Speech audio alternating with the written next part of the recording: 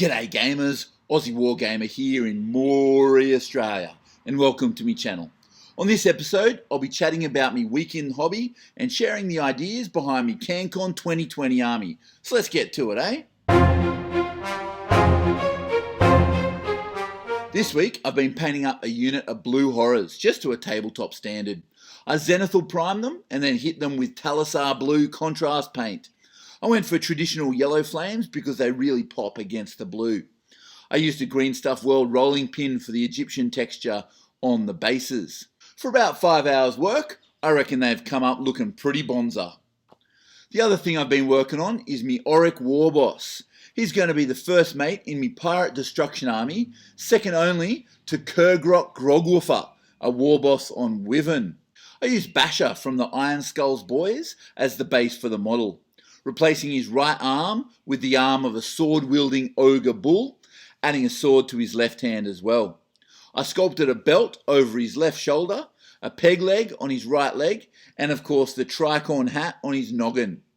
I used a few crates and barrels to build up a bit of a base and plonked a goblin from the Iron Blaster kit onto one of the barrels.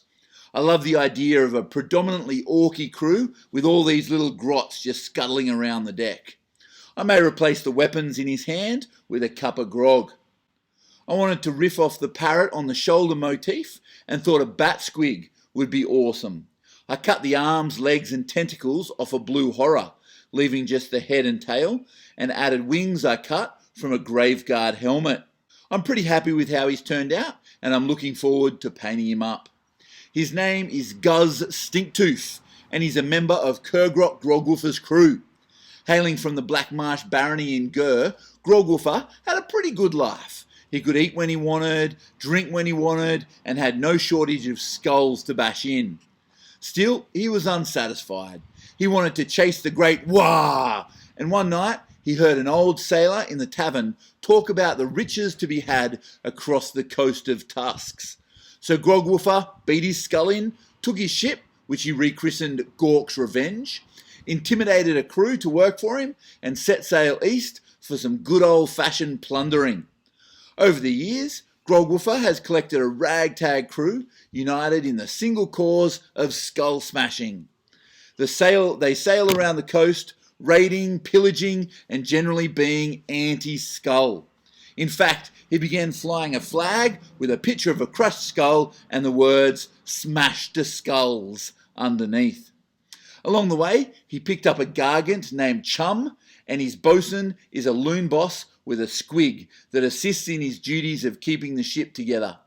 He has a pet merworm he calls Brenda that became intimately attached to the Gork's Revenge, 3 fellwater troggoths that managed to find their way to the dank hold of the ship without being noticed and go into battle with him on the promise of all the rotten fish they want.